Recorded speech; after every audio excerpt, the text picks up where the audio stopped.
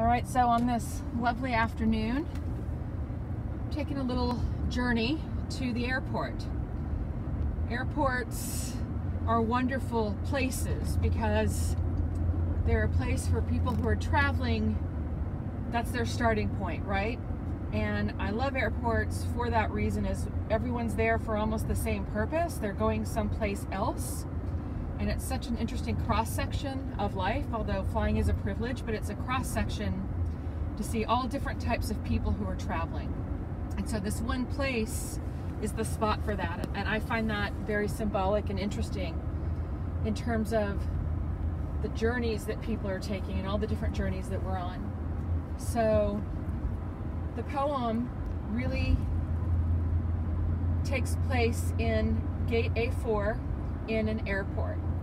And a woman is able to help another woman who she would never have possibly met at any other time in her life. But she meets this woman and she helps this woman at this one particular gate and ends up building this beautiful kind of community within this gate, within the airport, with all of these strangers coming together. And that's what I love about this poem in this particular place, is it's these people come together.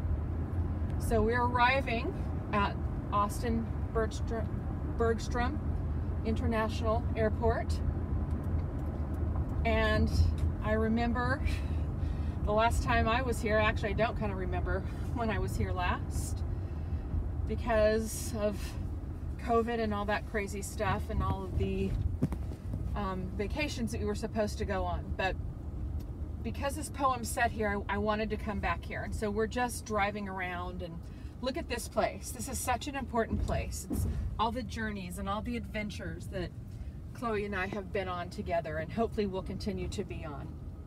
So I'm seeing, it looks like a father is giving his daughter a hug goodbye. It's so sweet. Trying not to wreck here and people who are dropping family and friends off. I see someone's picking up a family or friend member. I see some lady, looks like she's going somewhere. Well, we're all going somewhere, that's why we're here. But this particular place, and I'm seeing all these different people, and I'm seeing someone helping someone get their suitcase out of the trunk and then going into the building. All of these just symbolic things that I've never really paid attention to at an airport before. It's actually quite lovely, and it's empty, fairly empty, which is a little disconcerting, but there's something kind of beautiful about this place too. And it's gotten bigger, and these more terminals, and I think about the words associated with airports and terminals and securities and what that can mean for us symbolically. Gate A-4 by Naomi Shihab, published in 2008. Wandering around the Albuquerque airport terminal after learning my flight had been delayed 4 hours, I heard an announcement. If anyone in the vicinity of Gate A-4 understands any Arabic, please come to the gate immediately. Well, one pauses these days. Gate A-4 was my own gate. I went there. An older woman in full traditional Palestinian embroidered dress, just like my grandma wore, was crumpled to the floor wailing. "Help," said the flight agent. "Talk to her. What is her problem? We told her the flight was going to be late and she did this." I stooped to put my arm around the woman and spoke haltingly.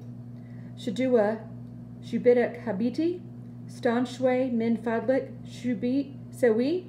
The minute she heard any word she knew, however poorly used, she stopped crying. She thought the flight had been canceled entirely.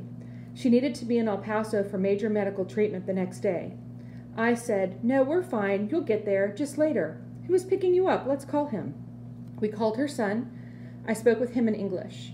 I told him I would stay with his mother till we got on the plane and ride next to her. She talked to him. Then we called her other sons, just for the fun of it. Then we called my dad, and he and she spoke for a while in Arabic, and found out, of course, they had 10 shared friends. Then I thought, just for the heck of it, why not call some Palestinian poets I know and let them chat with her? This all took up 2 hours. She was laughing a lot by then, telling of her life, patting my knee, answering questions.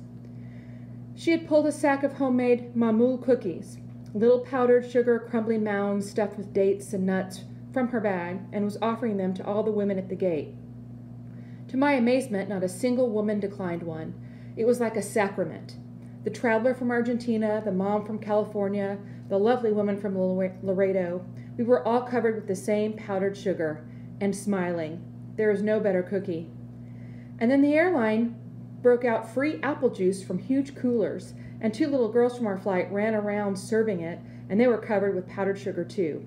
And I noticed my new best friend, by now we were holding hands, had a potted plant poking out of her bag, some medicinal thing with green furry leaves. Such an old country tradition, always carry a plant, always stay rooted to somewhere.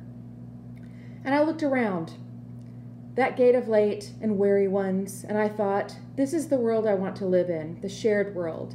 Not a single person in that gate, once the crying of confusion stopped, seemed apprehensive about any other person.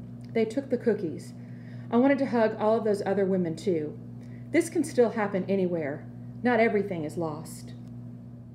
So another aspect of a journey and traveling and going through airports is when you come home.